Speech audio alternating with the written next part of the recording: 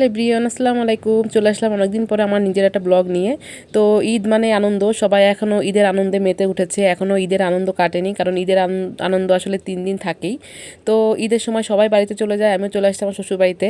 তো শ্বশুরবাড়িতে আসা মানেই দাওয়াতের উপরে থাকি। তো আজকে ঈদের দ্বিতীয় দিনে আমার দুটা ননসের বাসায় দাওয়াত, বড় আপা এবং মেজো আপার বাসায় দাওয়াত।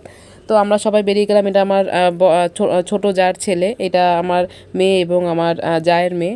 ওরা দুই বোনের মধ্যে কিন্তু অনেক ভালো সম্পর্ক, চিন্তাও করতে পারবে না, এবং ওদের বয়সটাও একদম কাছাকাছি, খুব বেশি ডিফারেন্স না। এটা আমার ছোট জা, আর পাশে বসেছিল আমার ছোট ননাস, সবার ছোট। কিন্তু আসলে আমার ননাসগুলো এত ভালো যে মনেই হয় না আমার ননাস, মনে হয় যে আমার নিজের বোন। তো দেখেন, এই এলাকাটা কিন্তু আমার খুব পছন্দ। আমি ছোটোবেলা থেকে গ্রাম খুব পছন্দ করি, আর ঈদ মানে সবাই মিলেমিশে একাকার হয়ে যাওয়া।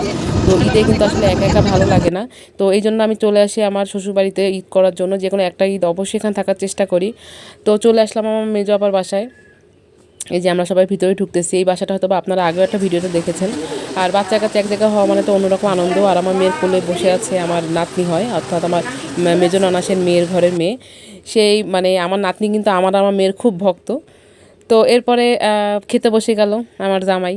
আর কোরবানি ঈদের দাওয়াত মানেই কিন্তু মাংস, মাংস ছাড়া আর কিছুই না। আর সব থেকে কষ্ট হয়েছে এবার, এত গরম এই এলাকাতে, মানে চিন্তার বাইরে। আর মেজো আপার বাসায় মনে হচ্ছিলো আরও বেশি গরম। এরপর আমরা খাওয়া দাওয়া সবাই শেষ করে বেরিয়ে গেলাম। এটা আমার মেজো ননাসের মেয়ে এবং ছেলে দাঁড়িয়েছিল। এরপর আমরা চলে যাব বড় আপার বাসায়। তো নাতনিদের সাথেই নিয়ে যাচ্ছিলাম, কারণ ও আমাদের খুব ভক্ত, ওকে আমরা খুব ভালোবাসি। এই জন্য মনে হলো যে ওকে সাথে নিয়ে যাই। আর যাওয়ার পথে দই কিনবো। তো এই এলাকার দই মিষ্টি, এলাকা বলতে কি আসলে ঢাকার বাইরের গ্রাম মানে এলাকাগুলোতে আমার মনে দই মিষ্টি অনেক টেস্টি হয়, যেটা ঢাকাতে আমরা এত ভালো মানে টেস্টি পাই না, হয়তো বা খুঁজতে হয়। পাওয়া তো অবশ্যই যায়, কিন্তু খুঁজে নিতে হয়। তো চলে আসলাম বড় আপার বাসায়। বড় আপার বাসাটা অনেক সুন্দর, ছিমছাম গুছানো।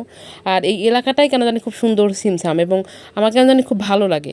এই মানে যখন আমার শ্বশুরবাড়িতে আসি, বিশেষ করে শীতকালে আসলে তো আরও বেশি ভালো লাগে। এখন তো অতিরিক্ত গরম, যার জন্য আমরা ঘুরতে পারি নাই।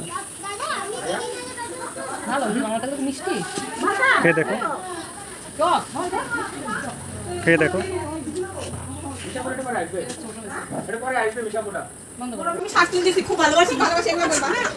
বসো।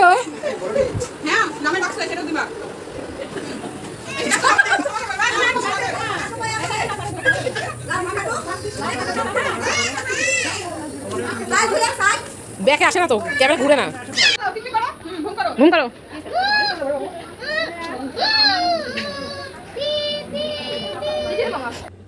যাই হোক, এই ছিল আমাদের ঈদের আনন্দ। এরপরে আমরা রাত্রেবেলা ভ্যানে করে বাড়িতে চলে গেলাম। ধন্যবাদ সবাইকে।